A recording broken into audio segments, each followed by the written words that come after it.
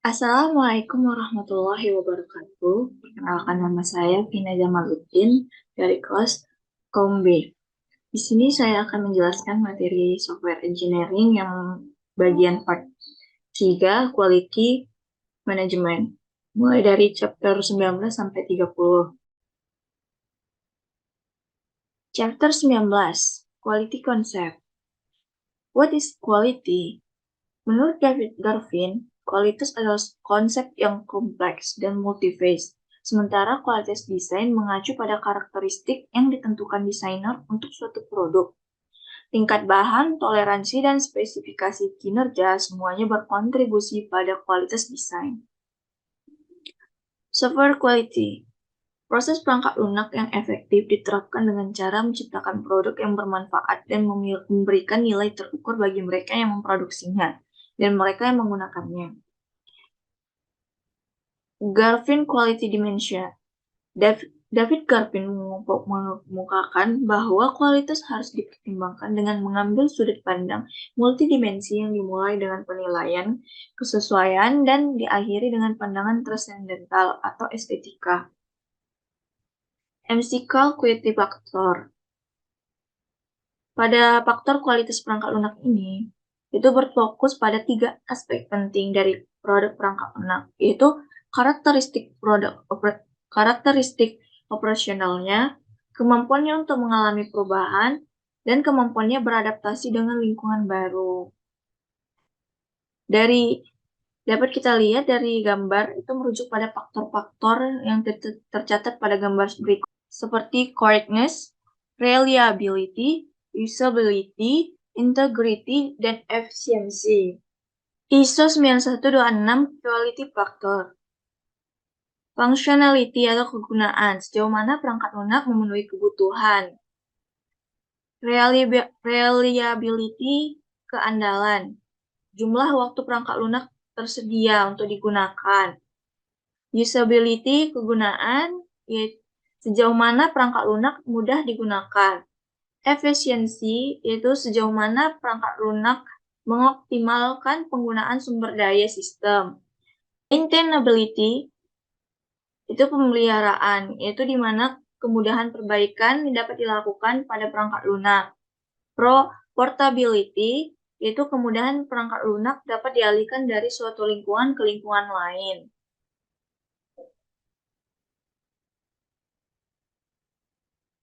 Target Quality Factor.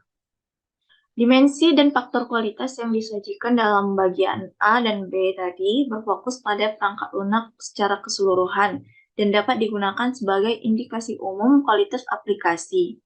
Tim perangkat lunak dapat mengembangkan seperangkat karakteristik kualitas dan pertanyaan terkait yang akan menyelidiki sejauh mana setiap faktor telah terpenuhi, yaitu intuitiveness, efisiensi, robustness, dan richness. The transition to a quantitative view. Itu dalam materi ini menyajikan serangkaian metrik perangkat lunak yang dapat diterapkan pada penilaian kuantitatif kualitas perangkat lunak. Dalam semua kasus, metrik mewakili ukuran tidak langsung, yaitu kita tidak pernah benar-benar mengukur kualitas, melainkan beberapa manifestasi dari kualitas. Faktor yang menyulitkan adalah hubungan yang tepat antara variabel yang diukur dan kualitas perangkat lunak. The Software Quality Dilemma. Tidak apa-apa untuk menyatakan bahwa software engineer itu harus berusaha untuk menghasilkan sistem berkualitas tinggi. Bahkan lebih baik menerapkan praktik yang baik dalam upayanya. Itu good enough software, itu perangkat lunak yang cukup baik memberikan fungsi dan fitur berkualitas tinggi yang diinginkan pengguna akhir. Tapi pada saat yang sama memberikan fungsi dan fitur lain yang lebih tidak jelas atau khusus yang mengandung bug yang diketahui. Karena perangkat lunak berharap sebagian besar pengguna akhir akan mengabaikan bug karena mereka sangat senang dan fungsionalitas aplikasi lainnya. Senang dengan fungsionalitas aplikasi lainnya. The cost of quality. Biaya kualitas itu mencakup semua biaya yang dikeluarkan untuk mengejar kualitas atau dalam melakukan aktivitas yang berhubungan dengan kualitas dan biaya hilir dari kurangnya kualitas. Untuk memahami biaya ini, organisasi harus mengumpulkan metrik untuk memberikan dasar biaya kualitas saat ini, mengidentifikasi peluang untuk mengurangi biaya ini, dan memberikan dasar perbandingan yang dinormalisasikan. Biaya kualitas dapat dibagi menjadi biaya yang terkait dengan pencegahan, penilaian, dan kegagalan. Risk atau resiko. Kualitas yang buruk menimbulkan risiko. Beberapa di antaranya sangat serius. Negligence and reliability. Pekerjaan dimulai dengan niat terbaik di kedua sisi, tetapi pada saat sistem dikirimkan, semuanya menjadi buruk. Sistem terlambat, gagal memberikan fitur dan fungsi yang diinginkan, rawan kesalahan dan tidak memenuhi persetujuan pelanggan. Litigasi terjadi kemudian.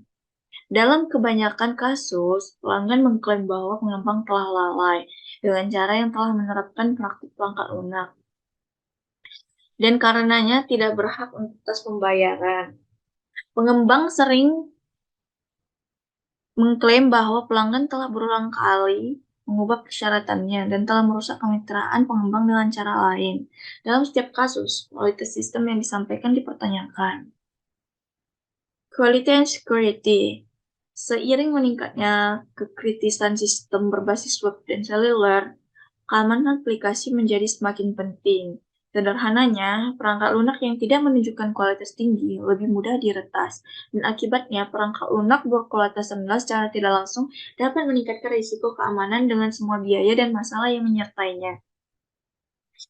The impact of management action, yaitu keputusan estimasi, keputusan penjadwalan, dan keputusan berorientasi risiko. Achieving software quality. Kualitas software tidak muncul begitu saja. Ini adalah hasil dari manajemen proyek yang baik dan praktik rekayasa perangkat lunak yang solid. Manajemen dan praktik diterapkan dalam konteks 4 aktivitas luas yang membantu tim perangkat lunak mencapai kualitas perangkat lunak yang tinggi, yaitu metode rekayasa perangkat lunak, teknik manajemen proyek, tindakan kontrol kualitas, dan jaminan kualitas perangkat lunak. Software engineering methods. Jika kita ingin membangun perangkat lunak berkualitas tinggi, kita harus memahami masalah yang harus dipecahkan. Kita juga harus mampu membuat desain yang sesuai dengan masalah, sementara pada saat yang sama menunjukkan karakteristik yang mengarah ke perangkat lunak yang menunjukkan dimensi dan faktor kualitas. Di teknik manajemen proyek, yang dimana rencana proyek harus mencakup teknik eksplisit untuk kualitas dan manajemen perubahan. Kontrol kualitas. Kontrol kualitas mencakup serangkaian tindakan rekayasa perangkat lunak yang membantu memastikan bahwa setiap produk kerja memenuhi sasaran kualitasnya.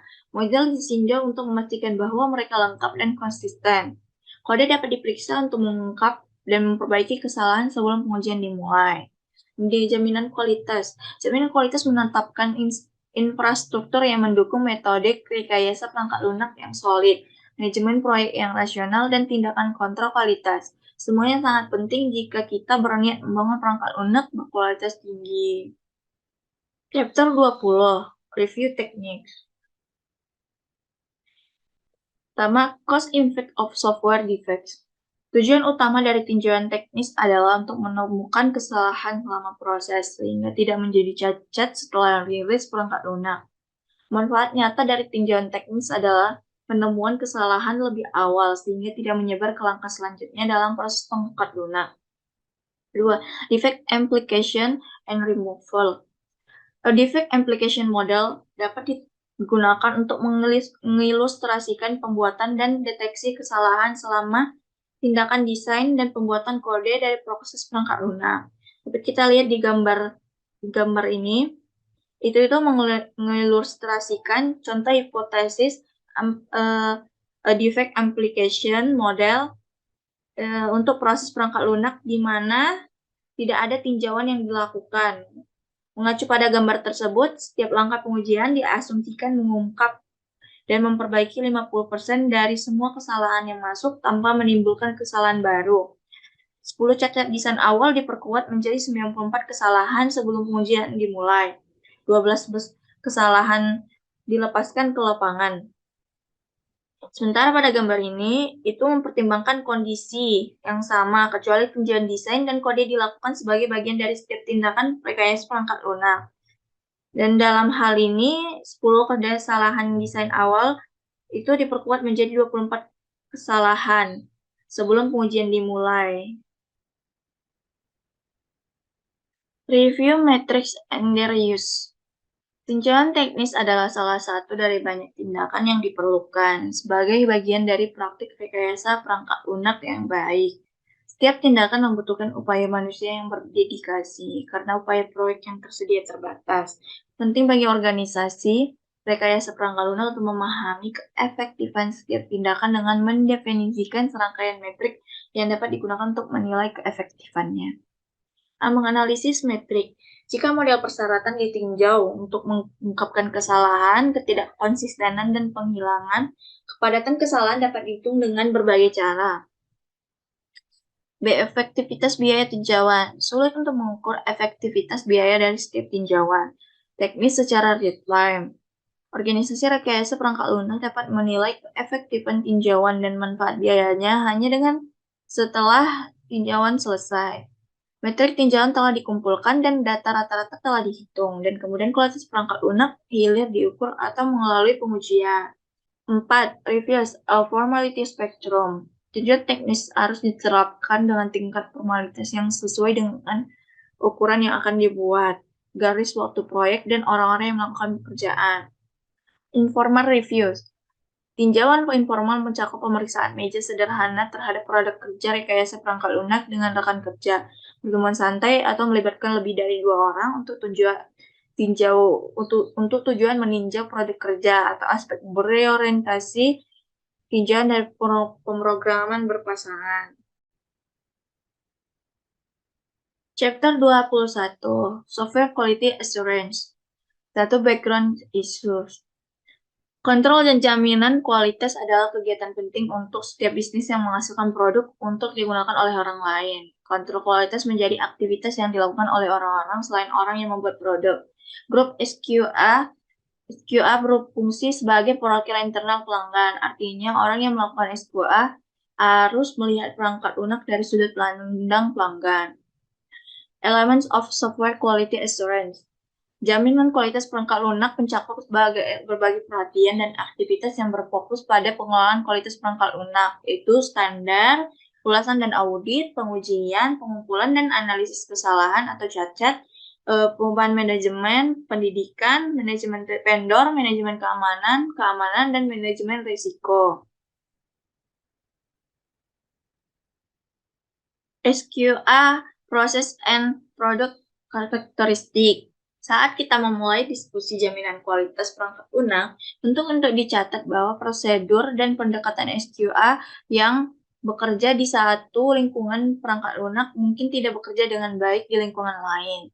Bahkan dalam perusahaan yang mengadopsi pendekatan yang konsisten untuk rekayasa perangkat lunak, yang berbeda mungkin menunjukkan tingkat kualitas yang berbeda. Solusi untuk masalah ini adalah memahami persyaratan kualitas khusus untuk produk perangkat lunak dan kemudian memilih proses dan tindakan serta tugas SQA spesifik yang akan digunakan untuk memenuhi persyaratan tersebut. Standar CMMI dan ISO 9000 dari Software Engineering Institute adalah framework proses yang paling umum digunakan. SQA Text Goals and Metrics. Jaminan kualitas perangkat lunak terdiri dari berbagai tugas yang terkait dengan dua konsisten yang berbeda. Software engineer yang melakukan pekerjaan teknis dan kelompok SQA yang memiliki tanggung jawab untuk perencanaan jaminan kualitas, pengawasan, pencatatan, analisis, dan pelaporan. Tugas SQA. 1. Itu mempersiapkan rencana SQA untuk sebuah proyek, berpartisipasi dalam pengembangan deskripsi proses perangkat lunak,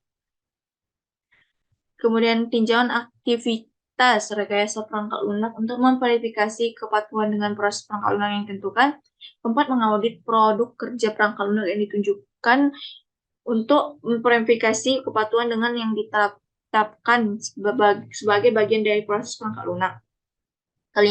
Memastikan bahwa penyimpangan dalam pekerjaan perangkat lunak dan Produk kerja didokumentasikan dan ditangani sesuai dengan prosedur yang terdokumentasi, karena mencatat setiap ketidakpatuhan dan melaporkan kepada manajemen senior. B. Sasaran atribut dan metrik, yaitu persyaratan kualitas, kualitas desain, kualitas kode, efektivitas kontrol kualitas.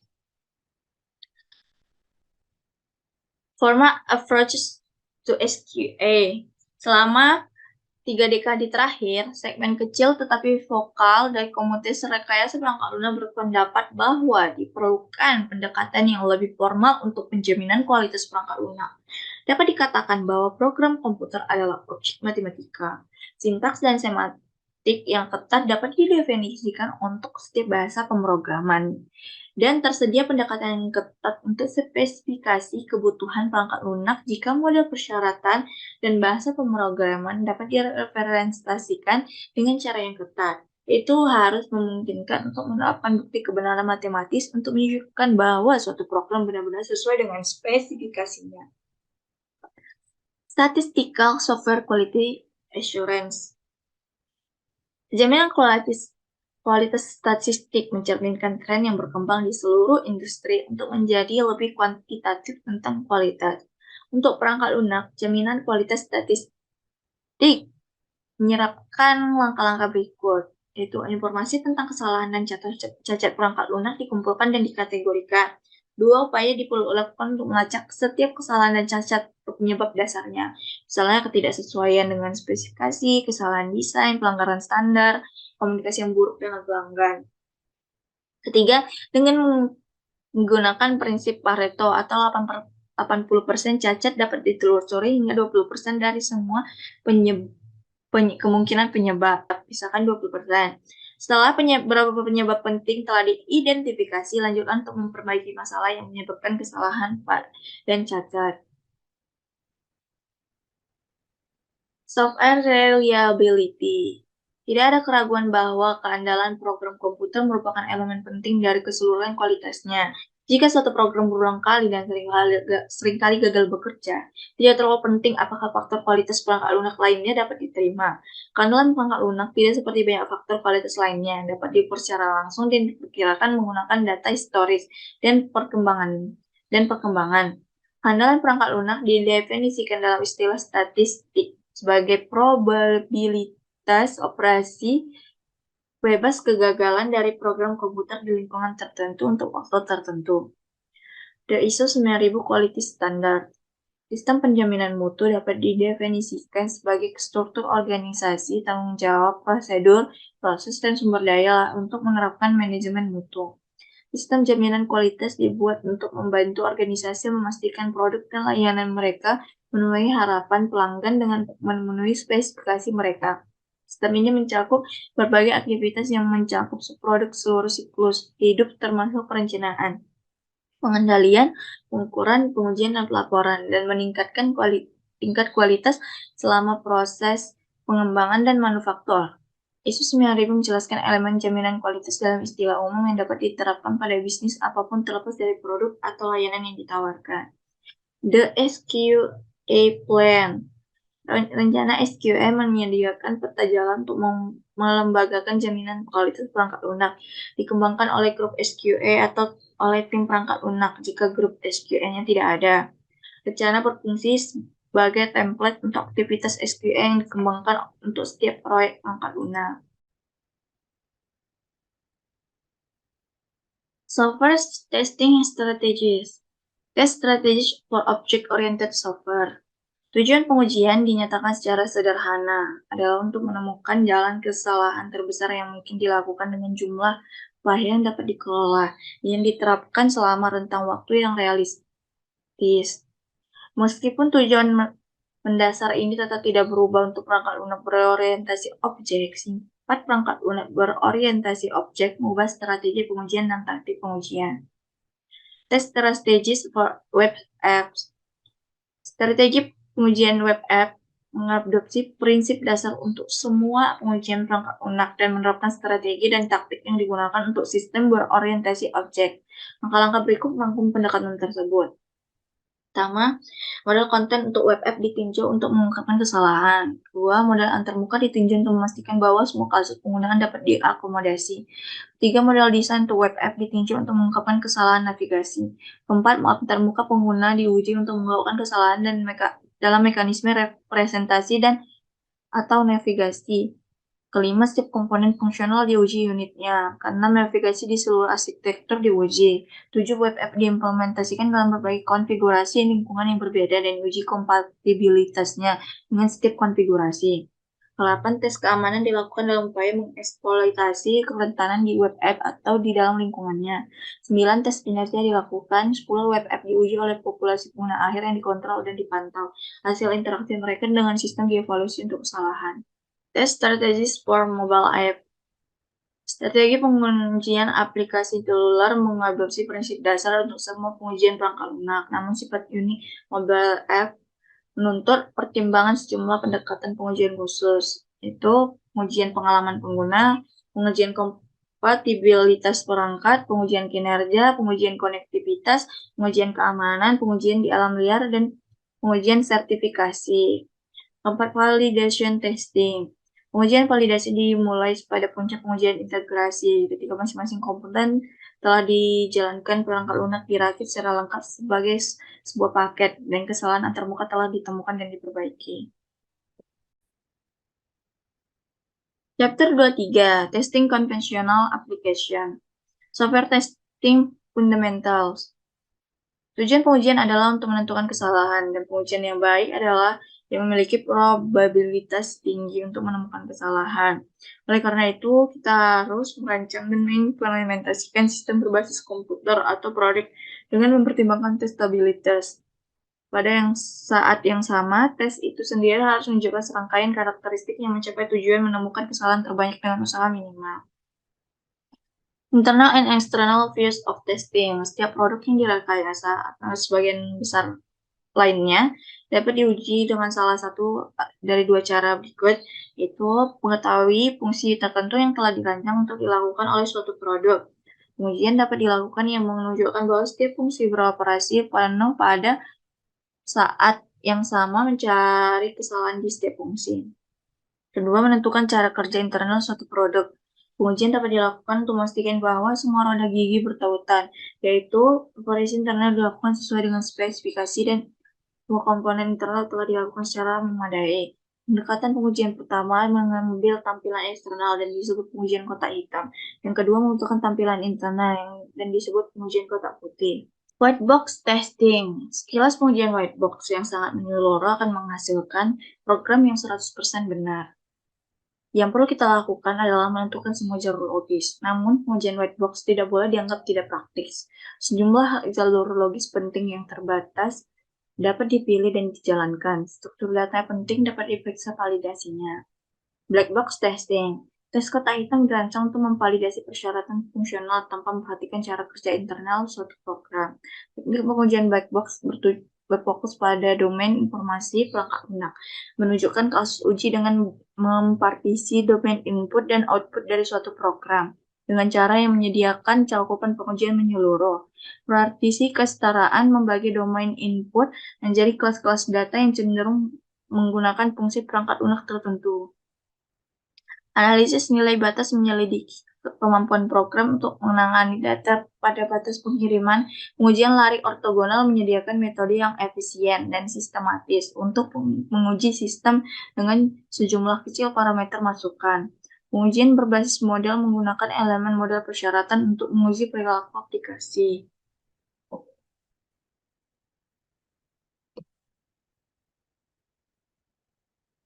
Chapter 24, Testing Object-Oriented Application.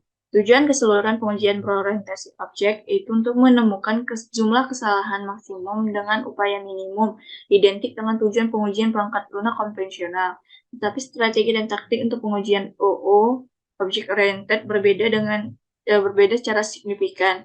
Pandangan pengujian diperluas untuk mencakup tinjauan, persyaratan, dan model desain. Selain itu, fokus pengujian menjauh dari komponen prosedural atau modul dan menuju kelas. Karena persyaratan objek-oriented dan model desain serta kode sumber yang dihasilkan digabungkan secara sematik, Pengujian dalam bentuk tinjauan teknis dimulai selama aktivitas pemodelan. Untuk alasan ini, tinjauan model CRC, Object Relationship, dan Object Behavior dapat dilihat sebagai pengujian tahap pertama. Setelah kode tersedia, pengujian unit diterapkan untuk setiap kelas. Rancangan pengujian untuk kelas menggunakan berbagai metode, yaitu pengujian berbasis kesalahan, pengujian acak, dan pengujian partisi. Masing-masing metode ini menjalankan operasi yang dienkapsulasi oleh kelas. Urutan pengujian dirancang untuk memastikan bahwa operasi yang relevan dilakukan. Keadaan kelas diwakili oleh nilai atributnya, diperiksa untuk menentukan apakah ada kesalahan. Chapter 25, Testing Web Application, pengujian konten dan ulasan. Pengujian konten dan ulasan berfokus pada berbagai kategori konten. Tujuannya adalah untuk mengungkapkan kesalahan semantik dan sintaksis yang mempengaruhi keakuratan konten atau cara penyajiannya kepada pengguna akhir. Pengujian antarmuka menjalankan mekanisme interaksi yang memungkinkan pengguna berkomunikasi dengan web app dan memvalidasi aspek estetika antarmuka. Tujuannya adalah untuk mengungkapkan kesalahan yang dihasilkan dari mekanisme interaksi yang diterapkan dengan buruk atau dari kelalaian, ketidakkonsistenan, dan ambiguitas dalam semantik antarmuka. Pengujian navigasi. Pengujian navigasi menerapkan kasus penggunaan yang diturunkan sebagai bagian dari aktivitas pemodelan. Dalam desain kasus pengujian yang menerapkan setiap skenario penggunaan terhadap desain navigasi. Mekanisme navigasi diuji untuk memastikan bahwa setiap kesalahan yang menghambat penyelesaian kasus penggunaan diidentifikasi dan diperbaiki. Pengujian komponen melatih konten dan unit fungsional dalam web app. Pengujian konfigurasi. Pengujian konfigurasi berupaya mengungkap kesalahan dan atau masalah kompatibilitas yang khusus untuk lingkungan klien atau server tertentu. Tes kemudian dilakukan untuk mengungkapkan kesalahan yang terkait dengan setiap kemungkinan konfigurasi. Pengujian keamanan menggabungkan serangkaian pengujian yang dirancang untuk mengeksploitasi kerentangan di web app dan lingkungannya. Tujuannya adalah menemukan celah keamanan. Pengujian kinerja mencakup serangkaian pengujian yang dirancang untuk menilai waktu respons dan keandalan web app karena tuntutan peningkatan kapasitas sumber daya sisi server.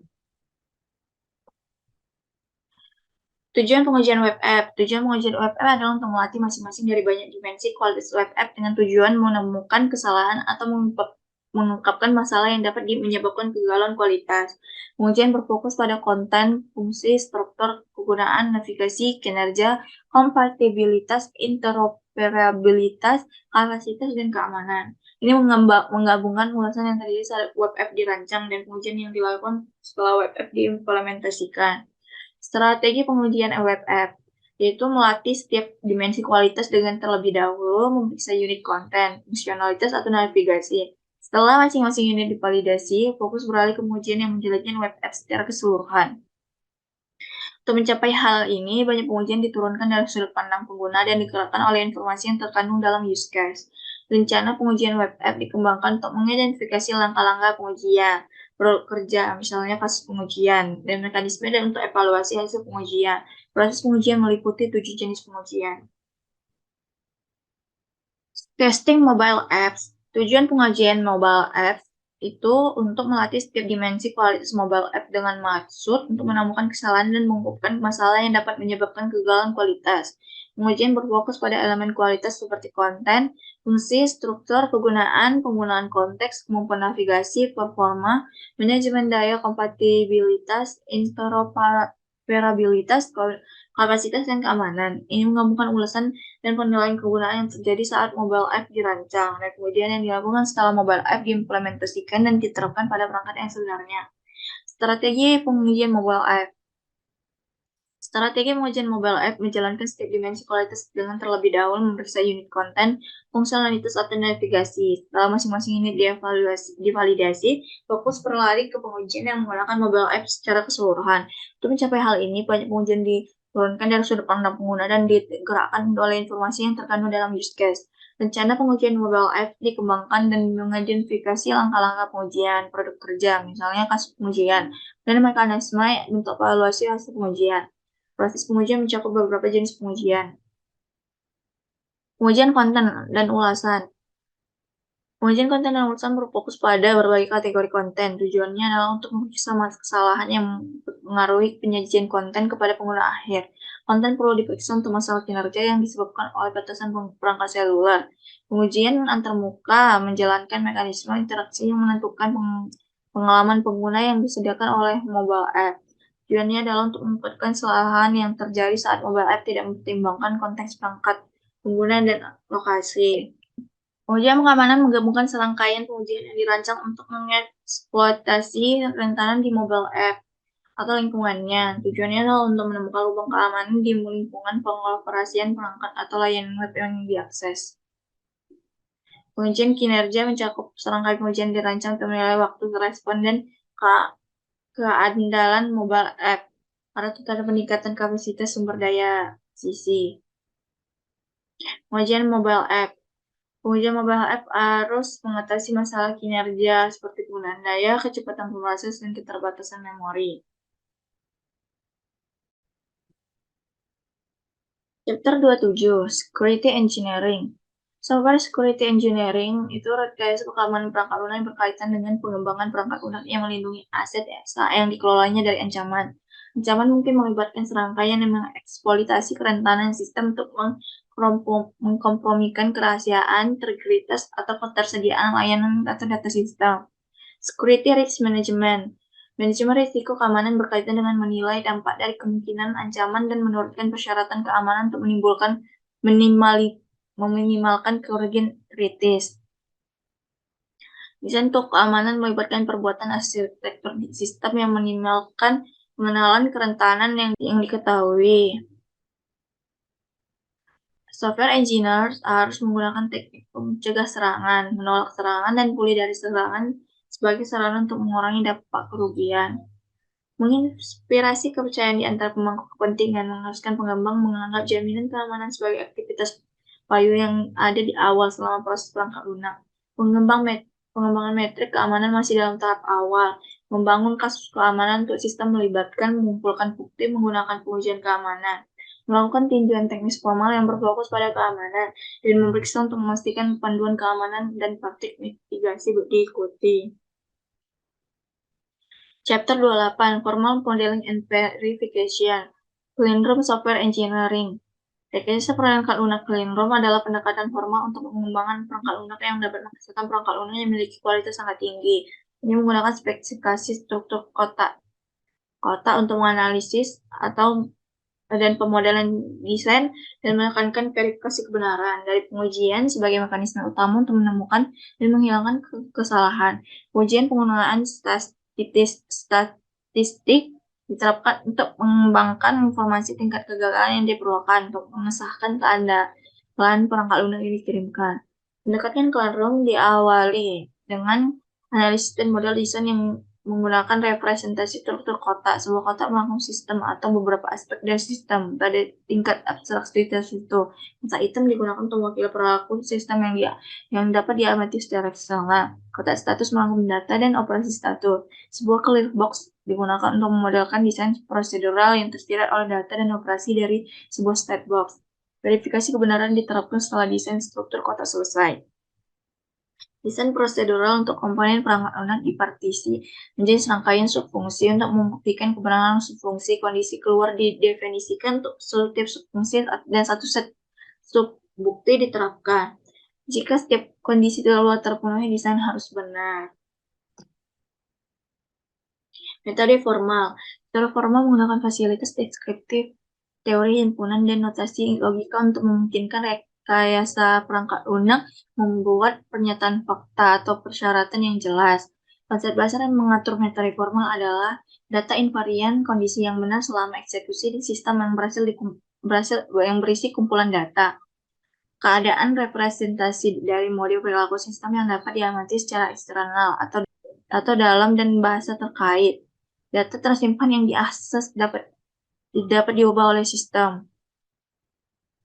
Dan operasi atau suatu tindakan yang terjadi dalam suatu sistem dan membaca atau menulis data ke suatu keadaan. Operasi dikaitkan dengan dua kondisi, yaitu persyaratan dan kondisi akhir. Chapter 29, Software Configuration Management. Manajemen komplikasi perangkat lunak yaitu manajemen komplikasi yang dimana aktivitas payung yang diterapkan di seluruh proses perangkat lunak. SCM mengidentifikasi, mengontrol, mengaudit, dan melaporkan modifikasi yang selalu terjadi saat perangkat lunak sedang dikembangkan dan setelah diliris ke pelanggan. Semua produk kerja yang dibuat sebagai bagian dari kasih perangkat lunak, menjadi bagian dari konfigurasi perangkat lunak. Konfigurasi diatur sedemikian rupa sehingga memungkinkan counter perubahan yang tertib. Konfigurasi perangkat lunak terdiri dari satu set objek yang saling terkait, juga disebut item konfigurasi perangkat lunak, yang diproduksi sebagai hasil dari beberapa aktivitas rekayasa perangkat lunak. Selain produk kerja, biasa perangkat lunak, lingkungan pengembangan yang digunakan untuk membuat perangkat lunak juga dapat ditempatkan di bawah kendali konfigurasi. Sesuai SCI disimpan, semua SCI disimpan dalam repositori yang mengimplementasikan serangkaian mekanisme dan struktur data untuk memastikan integritas data, memberikan dukungan integrasi untuk perangkat lunak lain, mendukung berbagai informasi di antara semua anggota tim perangkat lunak, dan mengimplementasi fungsi untuk mendukung kontrol versi dan perubahan. Chapter 30, Produk Matrix. Metrik perangkat lunak itu menyediakan cara kuantitatif untuk menilai kualitas atribut produk internal, sehingga memungkinkan kita untuk menilai kualitas sebelum produk dibuat. Metrik memberikan wawasan yang diperlukan untuk membuat persyaratan dan model desain yang efektif, kode yang solid, dan pengujian menyeluruh. Agar berguna dalam konteks dunia nyata, metrik perangkat lunak harus sederhana dan dapat dihitung, persuasif, konsisten, dan objektif. Itu harus bahasa pemrograman independen dan memberikan kita umpan balik yang efektif. Metrik untuk model persyaratan. Metrik untuk model persyaratan fokus pada fungsi, data, dan perilaku tiga komponen model. Metrik untuk desain mempertimbangkan masalah arsitektur, desain tingkat komponen, dan desain antarmuka. Metrik desain arsitektur mempertimbangkan aspek struktural dan model desain. Metrik desain tingkat komponen memberikan indikasi kualitas modul dengan menetapkan ukuran tidak langsung untuk kohesi, penggabungan, dan kompleksitas. Metrik desain permukaan pengguna memberikan indikasi kemudahan penggunaan GUI. Metrik web app mempertimbangkan aspek antarmuka, penggunaan, serta estetika konten dan navigasi web app. Oke, sekian penjelasan dari saya. Jika banyak kekurangan, saya mohon maaf.